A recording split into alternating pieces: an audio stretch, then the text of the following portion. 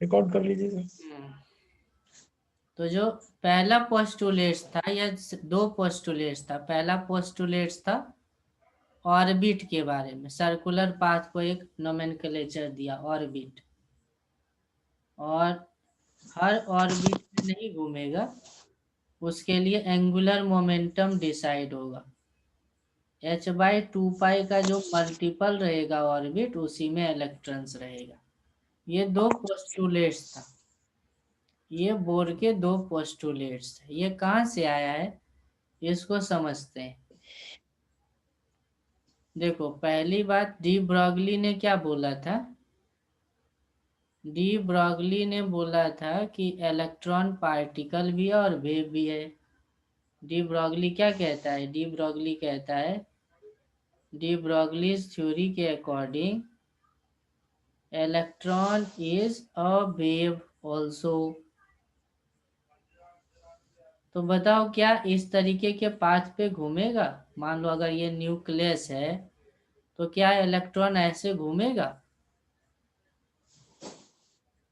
ऐसे तो घूमेगा नहीं, क्योंकि ये वेव है, यस सर। इलेक्ट्रॉन वेव है, तो कुछ वेव जैसा नेचर शो करेगा। तो वेव जैसा नेचर कैसे शो करे? तो डी ब्रॉगली ने बोला ना कि वेव इलेक्ट्रॉन ना ऐसे घूमेगा।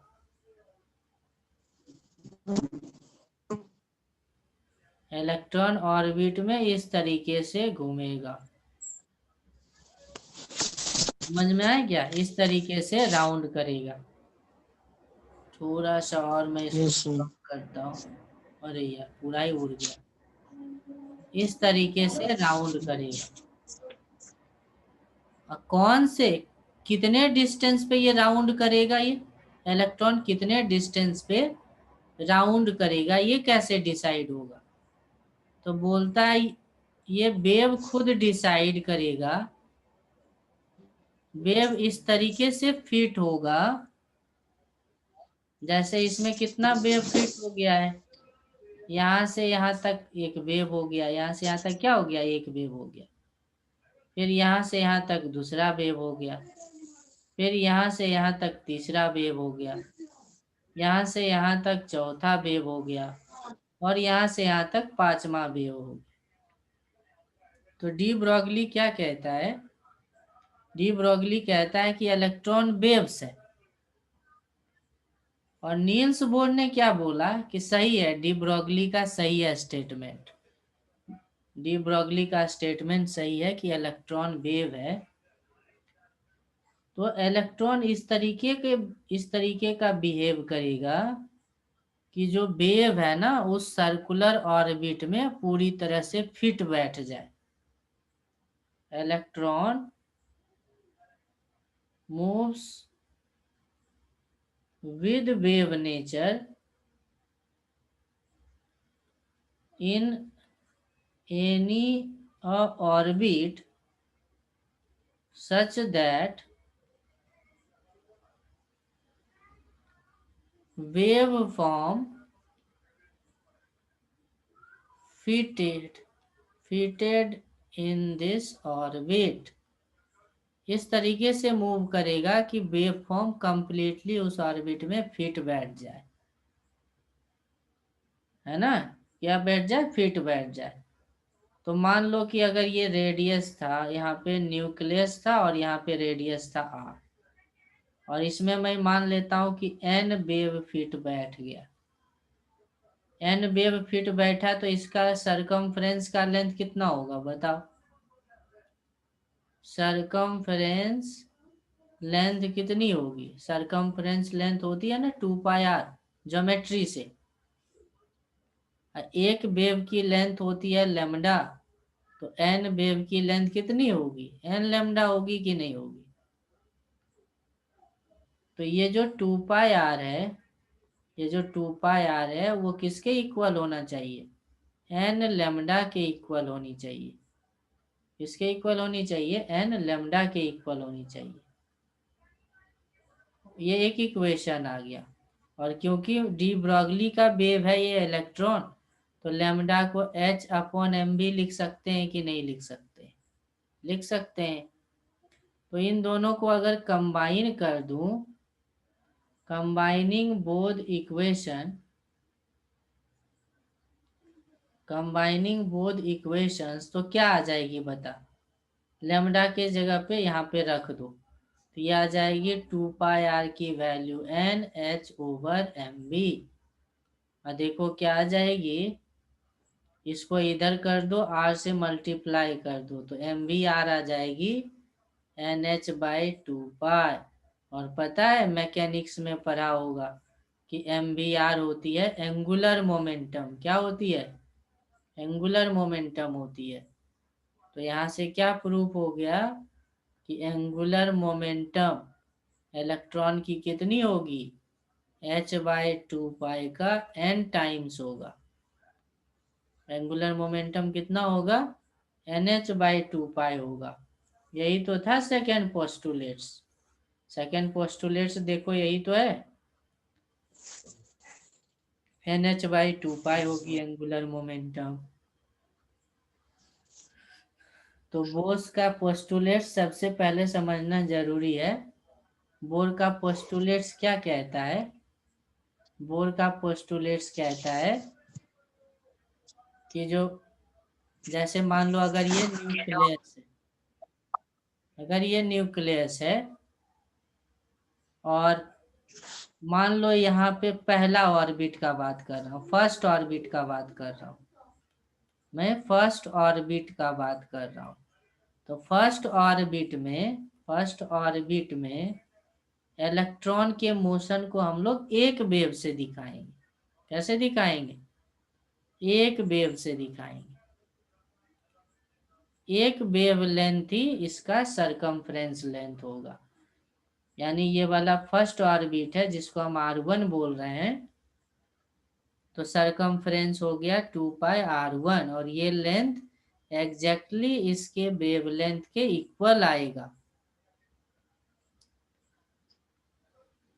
मान लो यहाँ पे मान लेता हूं कि ये डिस्टेंस आ गया 0.3 एंगस्ट्रॉम, मान लेता हूं, लेट कर लेता हूं। तो देखो क्या होगा, इसके नीचे अगर कोई भी मैं ऑर्बिट ड्रॉ कर लूं, यहाँ पे मैं कोई एक सर्कुलर पाथ ड्रॉ कर लूं, तो यहाँ पे फिर ये वेव फिट नहीं बैठ पाएगा। ये वेव यहाँ पे फिट नहीं बैठ पाएगा, इसीलिए यहाँ इलेक्ट्रॉन नहीं रह सकता है। फिर इसे थोड़ा ऊपर अगर कर दूं, थोड़ा सा ही ऊपर, तो फिर इसमें भी फिट नहीं बैठ पाएगा। इसीलिए इलेक्ट्रॉन ना तो यहाँ रहेगा ना तो यहाँ रहेगा। इलेक्ट्रॉन इसी पाथ यहीं पे फिक्स्ड सर्कुलर पाथ पे रहता है, ना नीचे रहेगा ना ऊपर रहेगा। इलेक्ट्रॉन की सर्कुलर पाथ क्या होती है, फिक्स्ड होती है। क्यों फिक्स्ड होती है? क्योंकि सरकमफ्रेंस का जो लेंथ है उसको लेमडा के मल्टीपल में होना जरूरी है। तो जो भी सर्कुलर पाथ इस रूल को फॉलो करेगा, इलेक्ट्रॉन वहीं रहेगा। समझ में आया बात? ये इलेक्ट्रॉन जिस भी ऑर्बिट में रहेगा वो इस रूल को फॉलो करेगा। इलेक्ट्रॉन किस रूल को ओबे करता है? इलेक्ट्रॉन ये ओबे करता है, इलेक्ट्रॉन इस तरीके से उस सर्कुलर पाथ पे मूव करेगा जिसका सरकमफेरेंस लेंथ क्या हो, लेमडा का मल्टीपल हो। उसी ऑर्बिट में, उसी सर्कुलर पाथ में इलेक्ट्रॉन रहेगा और किसी में नहीं रहेगा। पहला पोस्टुलेट्स का यही मतलब था।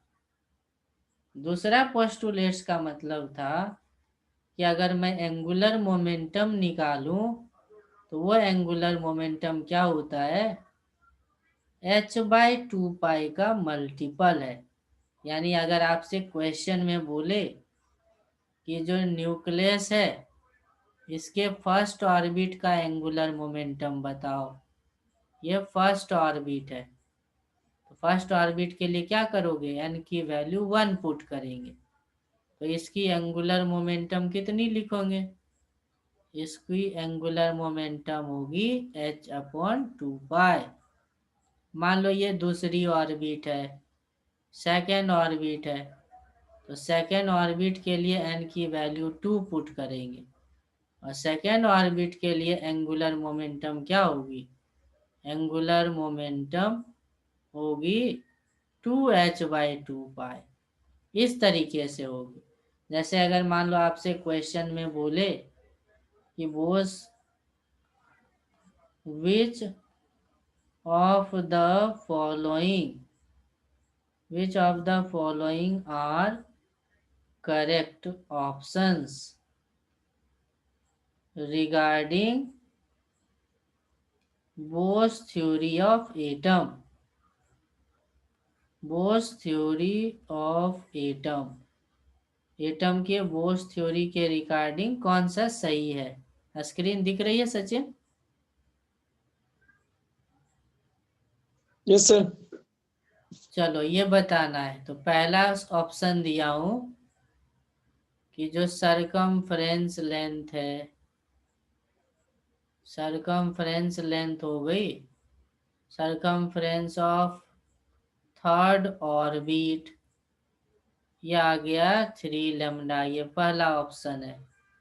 दूसरा हो गया सरकमफेरेंस ऑफ फिफ्थ ऑर्बिट, ये हो गया 5λ। तीसरा ऑप्शन है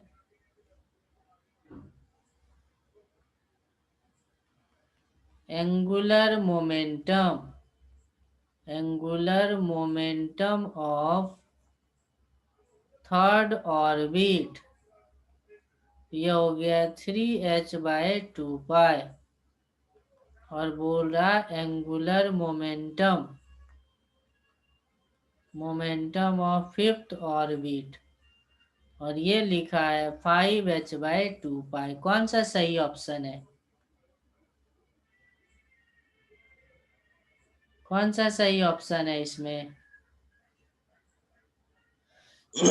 सर ये वाला। बोस थ्योरी को कौन सा ऑप्शन मानता है? सर थर्ड इसमें और ये सर कौन सा सही थर्ड है? वाला, थर्ड वाला सर। थर्ड पहला सही है कि नहीं? प्लस। हम्म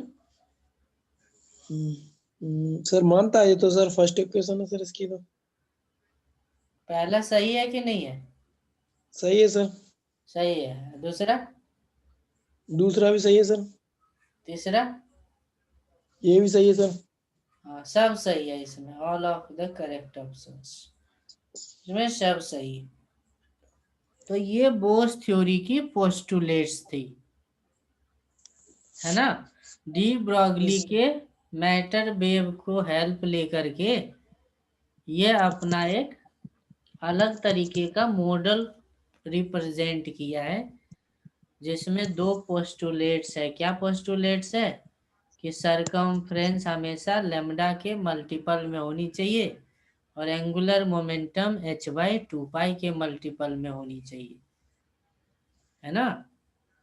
और सर। इसके इसी दो एजम्पशन के आधार पे ना सारे रीजन्स जो रदरफोर्ड या थॉमसन जो एक्सप्लेन नहीं कर पाया, वो ये एक्सप्लेन कर पाया है। जैसे रदरफोर्ड के सामने क्या प्रॉब्लम था? रदरफोर्ड के सामने प्रॉब्लम था ये कि ना इलेक्ट्रॉन घूमता हुआ सेंटर पे आकर के गिर जाता है, और जबकि गिरने से बचाना था बोर को क्या करना था? गिरने से बचाना था। तो ये क्या बोला बोर ने बोला, क्यों गिर रहा था पता है ना? क्यों गिर रहा था? क्योंकि सर एनर्जी लॉस कर रहा था। हाँ एनर्जी लॉस कर रहा था सर इसमें। हाँ, क्योंकि रदरफोर्ड ने एक्सप्लेन करा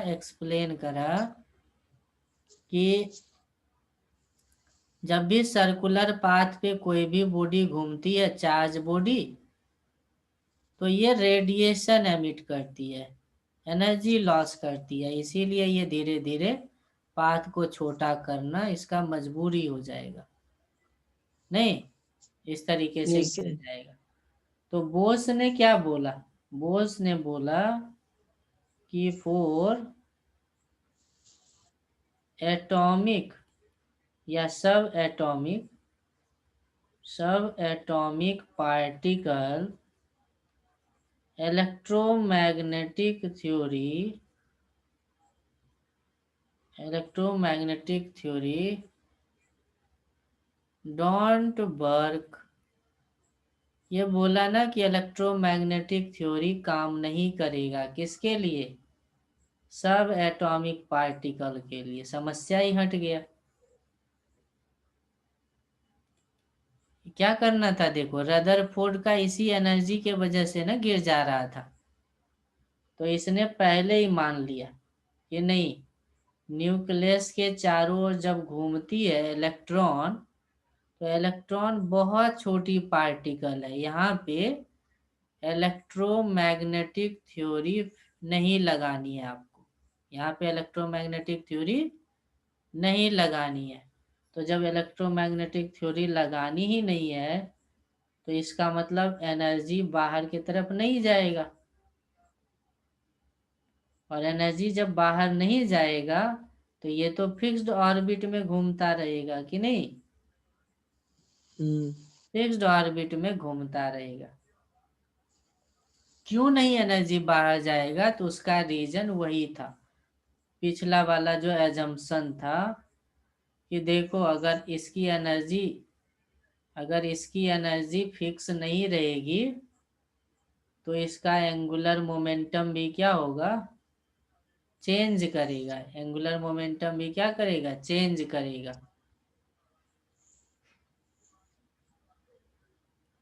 तो इस तरीके से बोस ने पहले ही मान लिया कि जिस ऑर्बिट में इलेक्ट्रॉन घूम रहा होगा, वहां इलेक्ट्रोमैग्नेटिक थ्योरी को आपको नहीं लगाना है। वो इलेक्ट्रोमैग्नेटिक थ्योरी को नहीं मानता है। तो चलो, सेफ हो गया। अब इलेक्ट्रॉन सेफ हो गया, अब इलेक्ट्रॉन रिलीज नहीं कर रहा है। बोर ने क्या बोला? बोर ने बोला in orbit electron doesn't emits any radiation because it doesn't obey electromagnetic theory। Electromagnetic theory को ये मानता ही नहीं है, इसलिए एमिट ही नहीं करेगा, तो सेफ हो गया। लेकिन प्रैक्टिकली क्या होता है? अगर प्रैक्टिकल की बात करूं, तो प्रैक्टिकली हम लोग देखते हैं। प्रैक्टिकली ना, मान लो ये कोई एटम है, एटॉमिक स्ट्रक्चर है, तो हम लोग को दिखता है, क्या दिखता है? कि रेडिएशंस हमेशा बाहर की तरफ कुछ ना कुछ आती रहती है। तो साइंटिस्टों ने इससे पूछा कि ये रेडिएशंस कहाँ से आ रही है, बताओ। अगर एमिट ही नहीं कर रहा है, तो ये रेडिएशन कहाँ से आ रहा है? कुछ तो रीजन होगा ना। तो इसको भी बोर ने एक्सप्लेन किया। इसको भी बोर ने एक्सप्लेन किया। बोला रेडिएस एनर्जी एमिट या एब्जॉर्ब कर सकता है। एनर्जी कैन बी एमिटेड और absorbed bye electron during shifting of its orbit. जब ऑर्बिट अपना बदल रहा होगा, उस समय ये एनर्जी ले दे सकता है। कब लेगा और कब देगा, इसका भी एक्सप्लेनेशन करा है। कब लेगा और कब देगा, तो बोला है ये कि मान लो एक एटॉमिक स्ट्रक्चर है जिसमें इलेक्ट्रॉन्स घूम रहे हैं, बहुत सारी ऑर्बिट्स है, यहाँ पे मान लो इलेक्ट्रॉन है। तो बोला कि मान लो आपने क्या करा, मटेरियल को गर्म कर दिया, हीट दिया है। तो हीट भी तो एक एनर्जी की फॉर्म है। तो हीट को क्या करा ना, ये हीट को ये गेन कर लिया इलेक्ट्रॉन, तो इसकी एनर्जी बढ़ेगी कि नहीं बढ़ेगी? Yes sir. एनर्जी बढ़ेगी। एनर्जी बढ़ेगी तो आपको पता है ना, एनर्जी बढ़ने से सिस्टम अनस्टेबल हो जाता है, पता है कि नहीं? Yes sir. एनर्जी बढ़ेगी तो अनस्टेबिलिटी भी बढ़ेगी, और अनस्टेबिलिटी बढ़ेगी, और आपको पता है दुनिया का सबसे स्टेबल सिस्टम है हमारा एटॉमिक स्ट्रक्चर, क्योंकि एटॉमिक स्ट्रक्चर्स पे ही तो पूरी दुनिया बनी हुई है। तो एटॉमिक स्ट्रक्चर तो हमेशा स्टेबल रहनी चाहिए। तो ये स्टेबल अनस्टेबल हो जाने के बाद स्टेबल कैसे बनेगा, क्वेश्चन ये है, क्वेश्चन सर था उतनी ये। हाँ, जितनी हीट उसको दी है उतनी हीट फिर दोबारा देनी पड़ेगी सर। नहीं तो ये मतलब क्या कहता है, नहीं। सुनो ना, बोर हाँ सर। क्या कहता है, जैसे ये एनर्जी लेगा तो हम्म, ये जंप कर जाएगा हायर ऑर्बिट में। क्या हो जाएगा? हायर जंप कर ऑर्बिट जाएगा। में जंप कर जाएगा।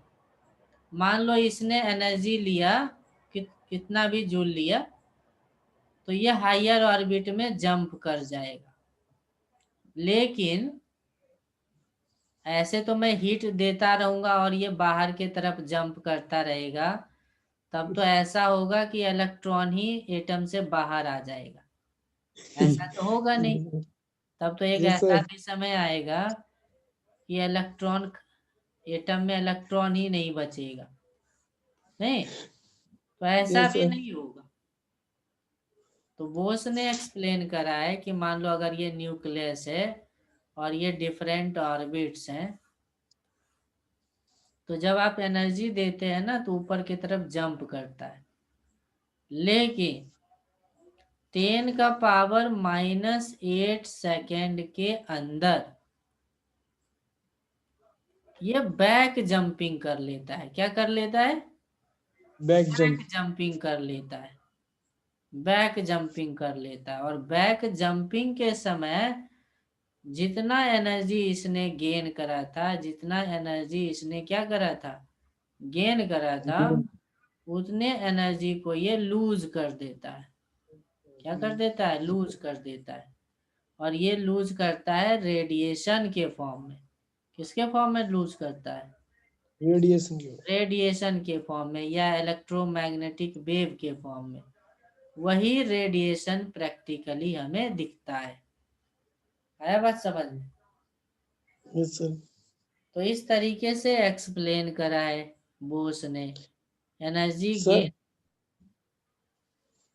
एनर्जी जब गेन करेगी electron, energy gain by electron, जब इलेक्ट्रॉन एनर्जी गेन करेगी तो electron shifted from lower orbit to higher orbit, higher orbit. और जब एनर्जी लॉस कब होगा? Energy loses by electron. Energy lose कब होती है इलेक्ट्रॉन के द्वारा? When electron back jumps from higher to lower, higher to lower orbit. Back jump आना ही आना है, क्योंकि अगर ऐसा नहीं आएगा तो इलेक्ट्रॉन बचेगा ही नहीं एटम में, तो फिर से खत्म हो जाएगा एटॉमिक स्ट्रक्चर। समझ में आ गया यहाँ तक? Yes sir. तो ये बोस की एटॉमिक मॉडल थी। अब हम ना थोड़ी सी मैकेनिक्स लगा करके बहुत सारे वेरिएबल्स को कैलकुलेट कर सकते हैं कि किसी पर्टिकुलर ऑर्बिट में स्पीड कितनी है, रेडियस कितनी है, इन सारी चीज़ों को कैलकुलेट कर सकते हैं।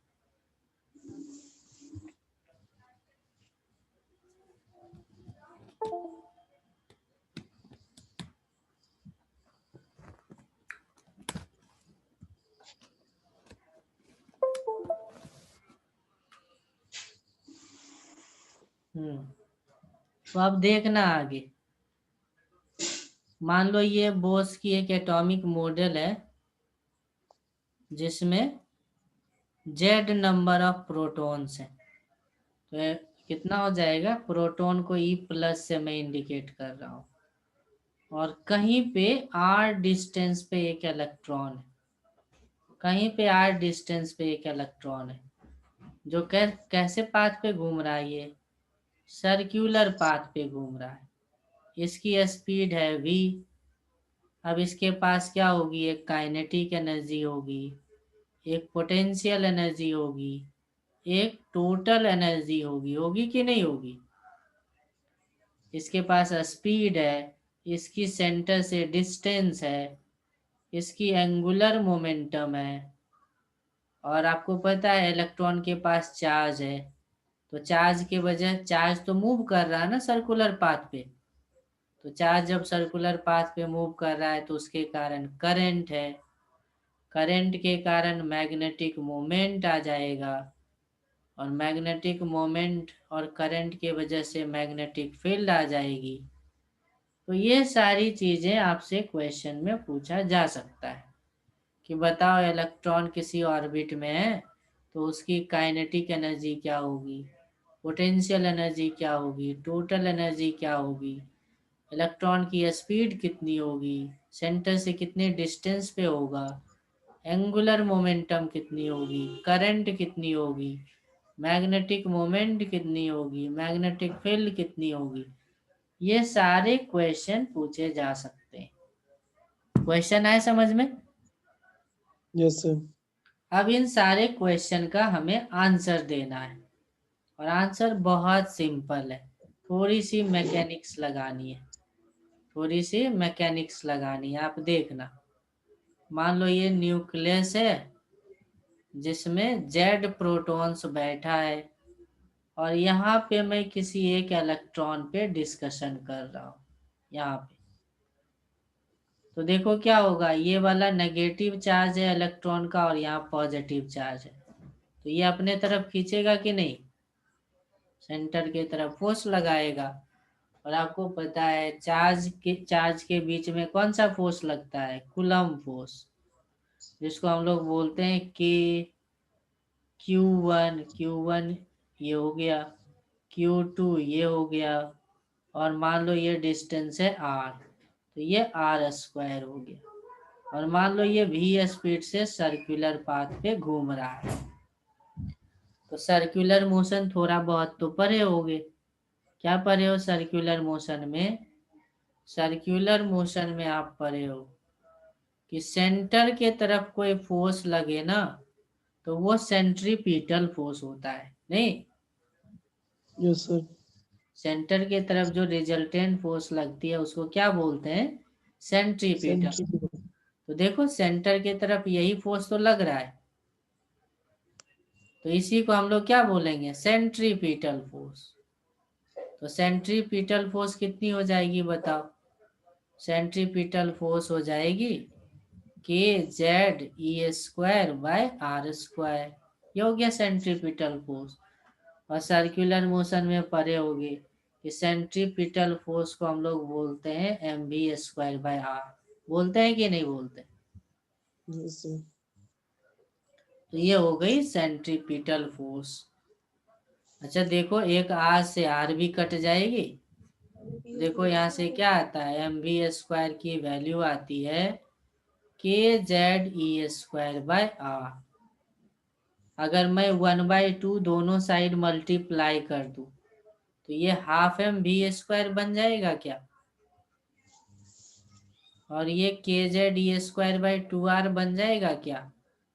तो ये ½ mv² क्या है, काइनेटिक एनर्जी है, kinetic energy of electron. Electron की काइनेटिक एनर्जी क्या होती है, तो kZe²/2r होती है। क्या होती है? kZe²/2r। kZe²/2r होती है। चलो काइनेटिक एनर्जी तो निकल गया, पोटेंशियल एनर्जी निकालता हूं। Potential energy of electron. तो पता है कोई भी दो चार्ज ऐसे रखा हो एक चार्ज है मान लो +q1 है, दूसरा चार्ज है -q2, डिस्टेंस है r। तो चार्जेस के ना एट्रैक्शन रिपल्सन के कारण एक पोटेंशियल एनर्जी जनरेट होती है। तो वो पोटेंशियल एनर्जी कितनी होती है? वो पोटेंशियल एनर्जी होती है k +q1 -q2/r। ये पोटेंशियल एनर्जी होती है। तो क्या तुम इलेक्ट्रॉन की पोटेंशियल एनर्जी बता सकते हो? देखो यहाँ पे क्या था, न्यूक्लियस में कितना पॉजिटिव चार्ज था, Ze+, इतना पॉजिटिव चार्ज था। और एक इलेक्ट्रॉन यहाँ पे था E-, इसके बीच का डिस्टेंस है r। तो जल्दी से बता दो कि इस सिस्टम की पोटेंशियल एनर्जी कितनी होगी। क्या होगी बताओ? k q1 का काम कौन करेगा? यही तो करेगा। q1 = Ze JD k q1। और ये देखो नेगेटिव चार्ज होगा कि नहीं होगा? इलेक्ट्रॉन के पास माइनस चार्ज होता है ना। प्रोटॉन, ये E+ का मतलब क्या है? प्रोटॉन है। E- का मतलब इलेक्ट्रॉन है, प्रोटॉन। इसीलिए माइनस लिखा हूं। प्रोटॉन को प्लस से लिखा हूं। डिस्टेंस हो गया r। तो पोटेंशियल एनर्जी कितनी हो गई? -kZe²/r। ये हो गई पोटेंशियल एनर्जी। पोटेंशियल एनर्जी भी निकल गया कि नहीं निकल गया? अच्छा, टोटल एनर्जी कितना होता है पता है कि नहीं? अगर हमें सर निकालना हो टोटल मैकेनिकल एनर्जी, टोटल तो सर पोटेंशियल एनर्जी और काइनेटिक हाँ एनर्जी को जोड़ देंगे सर। हाँ, total mechanical energy of electron कितनी हो जाएगी? तो टोटल एनर्जी होती है kinetic energy plus potential energy. तो याद है अभी अभी निकाला था kinetic energy. Kinetic yes sir. Energy आया था तो kZe²/2r। और पोटेंशियल एनर्जी आया है kZe²/r, माइनस साइन के साथ आया है। नहीं देखो अभी अभी निकाला था, देखो पोटेंशियल एनर्जी माइनस के साथ है कि नहीं है? Yes sir. और काइनेटिक एनर्जी भी देखो, काइनेटिक एनर्जी देखो यहाँ है kZe²/2r। तो वही लिखा हो kZe²/2r। तो सॉल्व करो कितनी आ जाएगी, सॉल्व करके देखो कितनी आ जाएगी। तो ये आ जाएगी kZe²/2r माइनस kZe²/r। हम लोग सारा कॉमन लेकर के सॉल्व कर सकते हैं। तो यह आंसर आ जाएगा -kZe²/2r। तो ये टोटल एनर्जी होती है। ये क्या होती है? टोटल एनर्जी होती है। तीनों को एक साथ रिलेट करके देखते हैं तब बात समझ में आएगा। रिलेट करके देखते हैं, relate kinetic energy. Kinetic energy को मैं k से लिखूंगा, पोटेंशियल एनर्जी को मैं u से लिखूंगा, और टोटल एनर्जी को बस E से लिखूंगा। ठीक है, यहाँ के बाद ऐसे लिखूंगा। तो देखो काइनेटिक एनर्जी का फॉर्मूला पता है, क्या पता है? kZe²/2r। 2r potential energy kZe²/r। Minus r। Total energy आया है -kZe²/2r। तो कुछ रिलेशन समझ में आता है? सर पोटेंशियल एनर्जी माइनस में सर। हाँ माइनस में। Yes sir. ये रिलेशन समझ में आता है? इसको देखो, इसको जरा देखो, ये क्या है, कैसे रिलेटेड है? केवल यहाँ पे प्लस है और यहाँ पे माइनस है, और कोई अंतर है? नहीं सर। नहीं है ना। नहीं। इसका मतलब ये हुआ कि काइनेटिक एनर्जी का जो मैग्नीट्यूड है टोटल एनर्जी के मैग्नीट्यूड के बराबर है कि नहीं? Yes sir. वैल्यू सेम है। काइनेटिक एनर्जी की जितनी वैल्यू होगी टोटल एनर्जी की भी उतनी ही वैल्यू होगी। अब पोटेंशियल एनर्जी को देखो, पोटेंशियल एनर्जी काइनेटिक एनर्जी को 2 से अगर गुना कर दो तो 2 2 कट जाएगा, ये आ जाएगा कि नहीं? Yes sir. इसका मतलब क्या हुआ, काइनेटिक एनर्जी का दुगना कौन है? Potential energy. या पोटेंशियल एनर्जी के मैग्नीट्यूड का आधा कर दो तो वो काइनेटिक एनर्जी या टोटल एनर्जी बन जाती है। तो ये रिलेशन है, ये रिलेशन है। आ गया बात समझ में? ये यस सर। रिलेशन है। जैसे मान लो एक क्वेश्चन दे रहा हूं, आप बताना। क्वेश्चन में टोटल एनर्जी दी गई है, टोटल एनर्जी गिवन है -2 इलेक्ट्रॉन वोल्ट। कितना दिया हुआ है? -2 इलेक्ट्रॉन 2 इलेक्ट्रॉन वोल्ट। तो अब आप बताओ कि पोटेंशियल एनर्जी कितना है और काइनेटिक एनर्जी कितना है? बताओ जल्दी से। सर काइनेटिक एनर्जी तो +2 इलेक्ट्रॉन वोल्ट हो जाएगी सर। सही है। पोटेंशियल एनर्जी बोलो। इसका डबल सर। हाँ, इन दोनों का जो भी आएगा ना उसका डबल कर दो, माइनस साइन, -4 इलेक्ट्रॉन वोल्ट होगी। कितनी होगी? -4 इलेक्ट्रॉन वोल्ट। समझ में आ गया? Yes sir. हाँ, इस तरीके से रिलेट कर सकते हो। जो जो चीज अभी यहाँ पे किए हो वो सारी चीजें आपको इलेक्ट्रोस्टैटिक्स में भी करनी है, ग्रेविटेशन में भी करनी है, एग्जैक्टली सेम। जैसे देखो, मान लो कोई अर्थ है, ये अर्थ है मान लो, और अर्थ के अबाउट कोई एक सैटेलाइट या कोई भी एक बॉडी घूम रही है, सर्कुलर पाथ पे ऐसे घूम रही है, ऐसे घूम रही है। तो वहां पे भी अगर बोले ना, वहां पे भी सेम रिलेशन लगता है।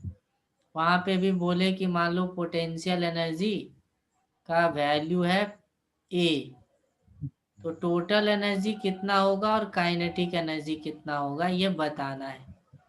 क्या होगा बताओ? सर काइनेटिक एनर्जी तो A/2 होगा। काइनेटिक एनर्जी +A/2 हो जाएगी, सही है। और ये नेगेटिव हो जाएगी sir, negative total A/2। Energy -A/2 हो जाएगी। ऐसे ही बनाना है, समझ में आया? Yes sir. हाँ, तो ये सारी चीजें प्रीवियस जैसा ही एक्ट करेगा। चलो एक और चीज मैं बता रहा हूँ, ग्राफ। जितना भी हमने एनर्जी पढ़ा ना सबको, क्या हो रहा है, जितना भी एनर्जी में पढ़ा सबको एक ग्राफ में शो करना चाहता हूँ, और मैं ड्रॉ कर रहा हूँ। यहाँ पे मैं एनर्जी लिख रहा हूँ, total energy, kinetic energy, potential energy, और मैं इस तरीके से 3 ग्राफ ड्रॉ कर रहा हूँ। तुम्हें पहचानना है कौन सा काइनेटिक है, कौन सा पोटेंशियल है और कौन सा टोटल एनर्जी है। समझ में आया? ये यस। ग्राफ है ए, ये ग्राफ है बी, ये ग्राफ है सी। अब बताओ कौन सा काइनेटिक एनर्जी है? काइनेटिक एनर्जी का कौन सा ग्राफ है? A sir, A. Very good. A kinetic energy को रिप्रेजेंट करता है, सही। और बता। सर बी में सर वो होगा सर, वो potential energy sir. B potential energy है, कैसे पता चला? सर एंगल से देखें कि वो नेगेटिव में और उसका डबल होना चाहिए सर इसमें। ज्यादा नेगेटिव है, नहीं है ना? हाँ सर, हाँ सर यही। इसका लेंथ मान लो 1 मीटर है तो ये लेंथ हो गया 2 मीटर।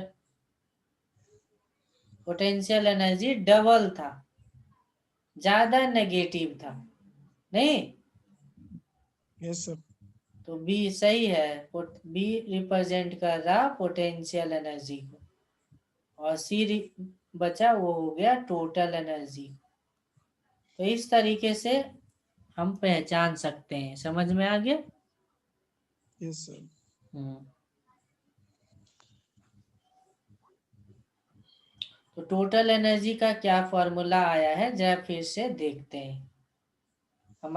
हमें जनरली एटॉमिक स्ट्रक्चर में टोटल एनर्जी की डिस्कशन करनी होगी। जब भी एनर्जी की बात करी जाएगी तो हमें समझना है कि वो टोटल एनर्जी है। तो टोटल एनर्जी कितनी आ गई? टोटल एनर्जी आ गई माइनस में kZe²/2r। अब देखो एक इंटरेस्टिंग चीज है, हमें आर ही नहीं पता है कि क्या है। आर डिस्टेंस है, आर रेडियस है, लेकिन रेडियस भी तो अभी मालूम नहीं है ना। रेडियस मालूम है क्या? नहीं नहीं मालूम। सर। तो हमें सॉल्व करना होगा इसे और आगे। तो क्या रिलेशन निकाला था, याद होगा? mv² का वैल्यू आया था kZe²/r, ये आया था, याद है? Yes sir. इसी में हमने हाफ किया था और इसको बोला था काइनेटिक एनर्जी। समझ में आया कि नहीं? तो मैं हाफ यहाँ पे नहीं कर रहा हूँ, ये है। अच्छा, एक बोस का पोस्टुलेट्स भी तो था। क्या पोस्टुलेट्स था?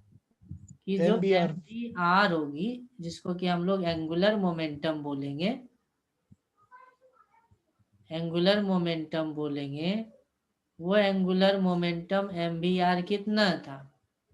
N to h by two n pi h था कि बाई नहीं? 2 पाई।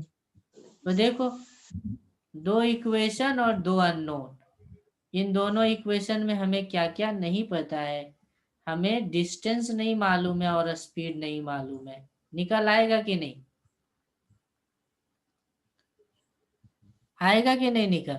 कैसे निकल आएगा उसे भी मैं सॉल्व करके बताता हूँ, कैसे निकल करके आएगा वो भी मैं बता रहा हूँ। देखो इधर क्या है, इधर देखो v² है, और यहाँ पे क्या है, केवल v है कि नहीं? Yes sir. तो इसको भी स्क्वायर कर दो, दोनों तरफ स्क्वायर कर दो। तो क्या आ जाएगा, m²v²r², और इधर आ जाएगा n²h², 2 का स्क्वायर 4 हो गया, पाई², ऐसे हो गया। अब v² का वैल्यू यहाँ से निकाल के यहाँ रख दो, तो क्या हो जाएगा, m²। अब v² का वैल्यू यहाँ रख दूंगा तो आ जाएगा के kz² जेड ई square bye mr into r²। ये हो जाएगा n²h²/4 पाई²। तो देखो क्या आती है, इसको हमें ध्यान से देखना है। एक m से m कट जाएगी, एक r से r कट जाएगी, जो बचा उसको लिख लेते हैं, mkZe²r/n²h²/4 पाई²। देखो r अकेला बच गया कि नहीं? r निकल आएगा। r का वैल्यू क्या आएगा? तो r का वैल्यू आ जाएगा n²h², इसको इधर डिवाइड कर दो, तो 4 पाई² E²mz/k। तो ये रेडियस होती है, ये रेडियस होती है बोस थ्योरी में किसी भी ऑर्बिट की। एन क्या है? एन है, n is number of orbit. कौन से ऑर्बिट का रेडियस चाहिए वो आप बताओ। H first. प्लैंक कांस्टेंट है, पाई भी कांस्टेंट है, ई इलेक्ट्रॉन का चार्ज है, एम इलेक्ट्रॉन का मास है, जेड एटॉमिक नंबर है, और के कांस्टेंट है इलेक्ट्रोस्टैटिक की, जिसकी वैल्यू 9 10 का पावर 9 होती है। यानी सारी चीजें नोन है, केवल दो चीज को छोड़ के। हमें ऑर्बिट नहीं मालूम है और क्या मालूम नहीं है? जेड मालूम नहीं है, एटॉमिक नंबर नहीं मालूम है। तो क्वेश्चन में अगर इन दोनों की वैल्यू देगा तो हम रेडियस निकाल सकते हैं नहीं। इसके अलावे जो भी चीजें हैं उसकी वैल्यू में रख देता हूँ। एच की वैल्यू रख देता हूँ, मास की, इलेक्ट्रॉन के मास की, चार्ज की, के की, सारी वैल्यू जब आप रखोगे तो क्या आएगी, रखने के बाद जो आती है उसको मैं लिख देता हूँ। आ जाएगा 0.529, ये आ जाएगा। और क्या क्या बचेगा, एन बचेगा और जेड बचेगा। हो गया कहानी। ये रेडियस एंगस्ट्रॉम में आएगा। किस में आएगा? एंगस्ट्रॉम में आएगा। तो ये रेडियस होती है। किसकी रेडियस है? ये रेडियस है nth ऑर्बिट की। किसकी रेडियस है? nth ऑर्बिट की। जैसे अगर हमें फर्स्ट ऑर्बिट की रेडियस चाहिए, we have to calculate first orbit radius of hydrogen atom. तो फॉर्मूला पहले देखते हैं। फॉर्मूला क्या है? nth रेडियस, nth ऑर्बिट के लिए 0.529 n स्क्वायर बाई जेड होती है। तो फर्स्ट ऑर्बिट बोल रहा है तो n की वैल्यू 1 रख देंगे। हाइड्रोजन एटम बोल रहा है तो इसकी एटॉमिक नंबर भी 1 रख देंगे। तो फर्स्ट ऑर्बिट का रेडियस कितना आ जाएगा? 0.529, n का भी वैल्यू 1 हो गया और z का भी वैल्यू 1 हो गया। तो फर्स्ट ऑर्बिट का रेडियस कितना निकल करके आ गया? फर्स्ट ऑर्बिट का रेडियस निकल करके आ गया 0.529 एंगस्ट्रॉम। और पता है ये सबसे छोटी एटम के रेडियस है। सबसे छोटी एटम की फर्स्ट ऑर्बिट की रेडियस है। फर्स्ट ऑर्बिट की क्या है? रेडियस है। तो यहां से हमें पता चलता है कि जो एटम होती है ना उसकी जो साइज होती है वो किस में होती है? एंगस्ट्रॉम में होती है। किस में होती है?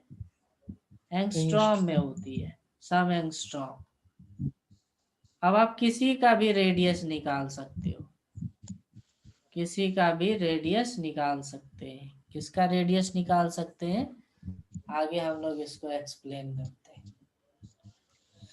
जैसे मान लो हमें ये जो फॉर्मूला हमने लिखा ना, nth ऑर्बिट का radius 0.529 n square by Z, ये फॉर्मूला तभी लगा सकते हैं या बोर की थ्योरी तभी लगा सकते हैं जब 1 इलेक्ट्रॉनिक एटम हो। 1 इलेक्ट्रॉनिक एटम के लिए लगाएंगे। यानी जिस एटम की भी बात करो उसमें केवल और केवल एक ही इलेक्ट्रॉन होनी चाहिए। जैसे देखो, मैं हाइड्रोजन की बात करूं या हीलियम की बात करूं तो प्लस की बात करूं। देखो, हीलियम का स्ट्रक्चर जानते हो ना, न्यूक्लियस होती है और उसके पास 2 इलेक्ट्रॉन होता है। तो अगर ये अपना एक इलेक्ट्रॉन किसी को दे दे तो कितना इलेक्ट्रॉन बचेगा? एक ही बचेगा ना। तो दे देगा तो उसको बोलेंगे He+। तो He+ के लिए हम ये वाला फॉर्मूला लगा सकते हैं। इसी तरीके से मान लो लिथियम की बात करता हूँ तो लिथियम का एटॉमिक नंबर पता है ना, 3 होती है। तो न्यूक्लियस है, इस तरीके से इलेक्ट्रॉन, 2 इलेक्ट्रॉन यहाँ रहता है, 1 इलेक्ट्रॉन यहाँ रहता है। तो हमें तो बोस थ्योरी लगाने के लिए एक ही इलेक्ट्रॉन चाहिए। तो इसको भी दान में दे दिया, इसको भी दान में दे दिया। इसके पास कितना बचा? तो लिथियम के पास कितना चार्ज होना चाहिए? 2+ चार्ज होना चाहिए। तब ये वाला फॉर्मूला लगा पाएगा। तब ये वाला फॉर्मूला ये लगा पाएगा। समझ में आ गया क्या? फॉर्मूला कब लगाना है? जब एटम में केवल एक ही इलेक्ट्रॉन हो। एक इलेक्ट्रॉनिक एटम के लिए ही बोस की थ्योरी है। यहाँ तक आ गया समझ में? Yes sir.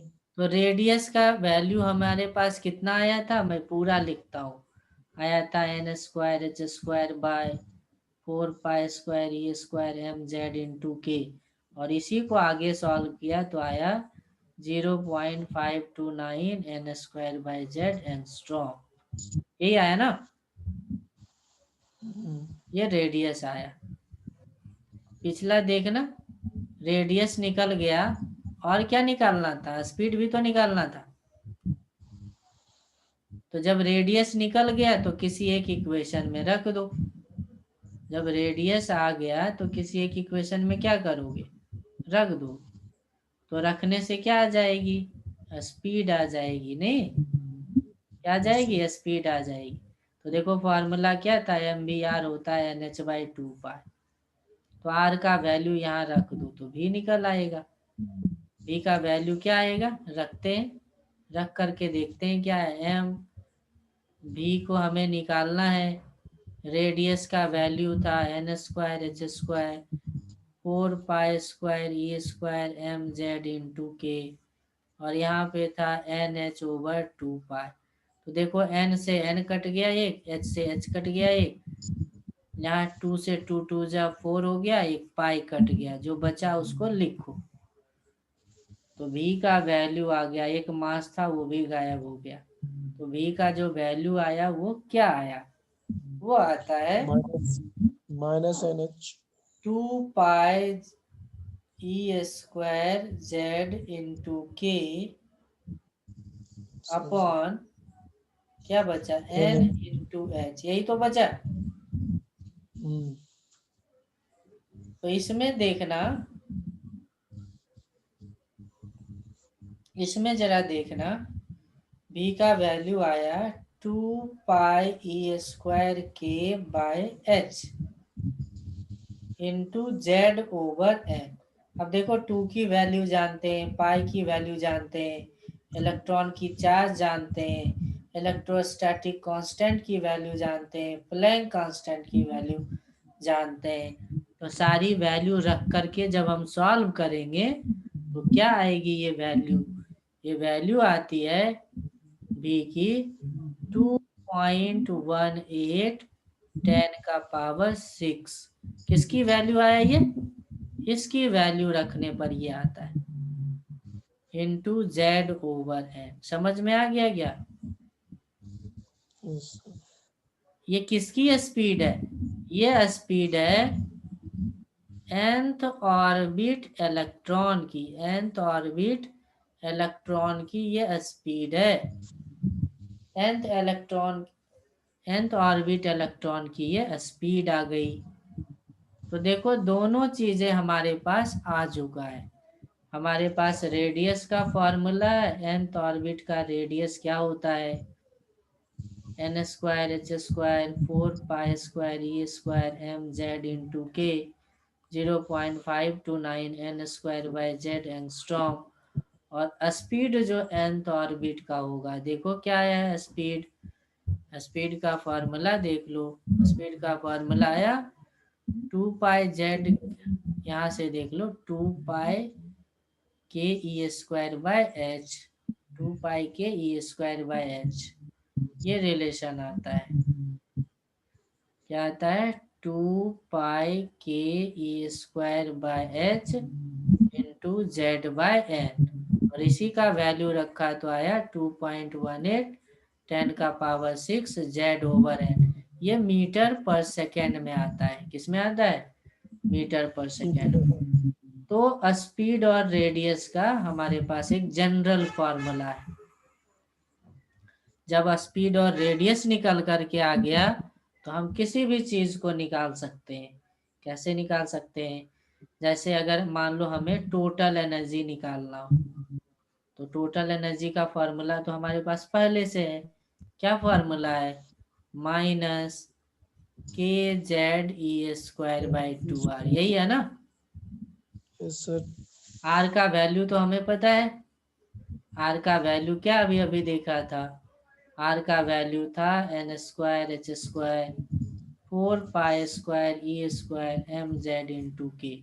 यहाँ पे रख दूं, रख करके देखते हैं क्या आता है, जब रखोगे तो आ जाएगा -2π² E4m इंटू के स्क्वायर ओवर n²h²। ये टोटल एनर्जी आ जाती है। टोटल एनर्जी क्या आ जाती है? ये आ जाती है, जिसमें से अधिकतर चीज कांस्टेंट ही है। कांस्टेंट की जब वैल्यू रखोगे तो ये आ जाता है -13.6। यहाँ से बचा z², यहाँ से बचा n², -13.6 z²/n²। और ये एनर्जी इलेक्ट्रॉन वोल्ट में आती है। समझ में आ गया? Yes sir. तो इसी फॉर्मूले को तुम लोग केमिस्ट्री में पढ़े होगे। पढ़े हो कि नहीं केमिस्ट्री में? Yes sir. जोर से बोलो, एकदम बुलंद होके। Yes sir. तो यही टोटल एनर्जी का हमारा फॉर्मूला है। तो मेनली जो बोस थ्योरी है, बोस थ्योरी के जितने भी क्वेश्चंस होंगे ना, वो अधिकतर इसी पे होगा। nth ऑर्बिट का रेडियस पे, या nth ऑर्बिट के स्पीड्स पे, या nth ऑर्बिट्स के टोटल एनर्जी पे। तो इसका फॉर्मूला जो लास्ट जो आया था वो वाला याद रखेंगे। 0.529 को लगभग 3 लिख दो, ठीक है। 0.529 n²/z, और nth ये आया था 2.18 10⁻⁶ z/n। और एनर्जी आई थी, कितनी आई थी? -13.6 z²/n। इलेक्ट्रॉन।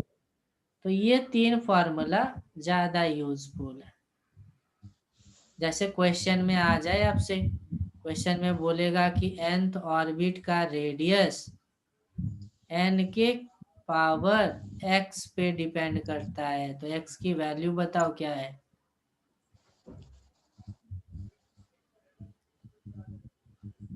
देखो यार, n के किस पावर पे डिपेंड कर रहा है? 2 पे डिपेंड कर रहा है।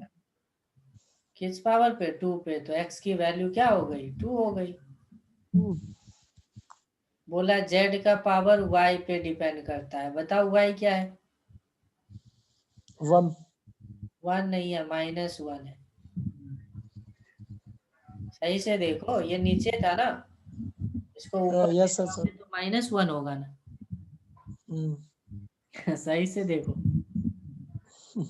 ऐसे ही nth ऑर्बिट की जो स्पीड है वो z/n पे डिपेंड करती है।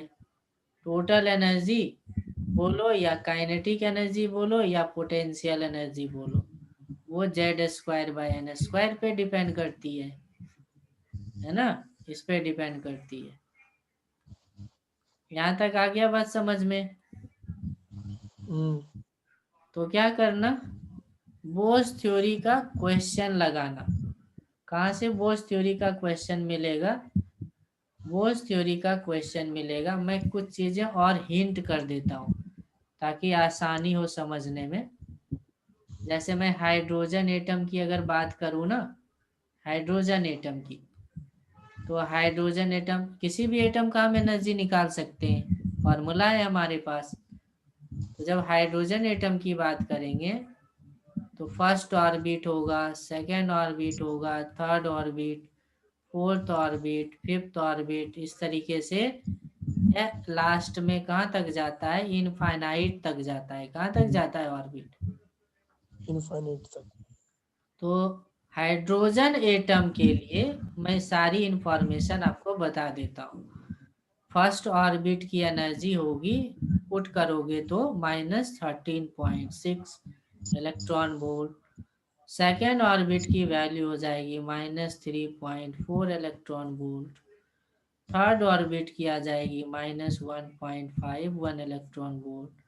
फोर्थ ऑर्बिट की आ जाएगी -0.84 इलेक्ट्रॉन वोल्ट। इसका आ जाएगा -51 इलेक्ट्रॉन वोल्ट। बस ये वाला याद रखना है, हाइड्रोजन एटम के कौन से ऑर्बिट में कितनी एनर्जी होती है। याद रहेगा क्या? Yes sir. जैसे देखो क्वेश्चन बना दो, एक क्वेश्चन है, क्वेश्चन में बोला कि एक इलेक्ट्रॉन फोर्थ ऑर्बिट से जंप किया सेकेंड ऑर्बिट पे। आपको पता है जंपिंग जैसे ही होती है तो एनर्जी निकलती है, नहीं?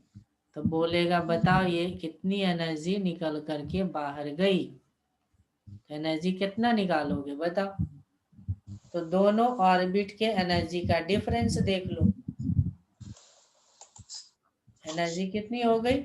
तो फाइनल एनर्जी में इनिशियल एनर्जी को घटा दो। कौन सा फाइनल है बताओ, यही तो फाइनल है। Answer yes sir. फाइनल हो गया -3.4, इनिशियल कितना है माइनस -0.84, तो माइनस मल्टीप्लाई माइनस हो गया प्लस। तो आप देख लो क्या आ जाएगा, -3.4 प्लस 0.84।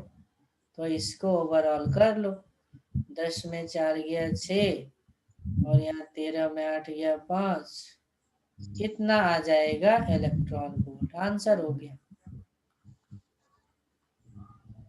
सही है क्या? Yes sir. लेकिन नेगेटिव क्यों आ रहा है, यहाँ तो नेगेटिव आ रहा है, नेगेटिव क्यों आ रहा है बताओ, नेगेटिव कैसे आएगा? नेगेटिव ऐसे है sir, final energy minus negative में है ना सर ज्यादा। हाँ। लेकिन एनर्जी जो रिलीज होगा वो तो रियल में पॉजिटिव होगा ना, एनर्जी जो रिलीज होगा वो रियल में क्या होगा, पॉजिटिव होगा। जो एनर्जी बाहर जाएगा वो तो पॉजिटिव एनर्जी होनी चाहिए ना, पॉजिटिव होनी होनी चाहिए। इसका मतलब ना एटॉमिक स्ट्रक्चर के केस में जब भी एनर्जी निकालनी हो तो इनिशियल माइनस फाइनल करेंगे। क्या करेंगे? Initial minus final. हाँ, तो इनिशियल हो जाएगी ये वाली, इसको मैं मिटा देता हूँ। इनिशियल कौन सी हो जाएगी, इनिशियल हो जाएगी -0.84 और माइनस फाइनल हो गई 0.34 और ओवरऑल 3.40 माइनस 0.84, ये इलेक्ट्रॉन वोल्ट में आ जाएगी और ओवरऑल आ जाएगी पॉजिटिव। बाहर जो एनर्जी जाएगी वो पॉजिटिव ही जाएगी, नेगेटिव एनर्जी बाहर जाने का। तो यहाँ से देख लो सॉल्व करके क्या आ जाएगी, क्या आ जाएगी सॉल्व करके, वही है 2.54 2.56 ये आ जाएगी।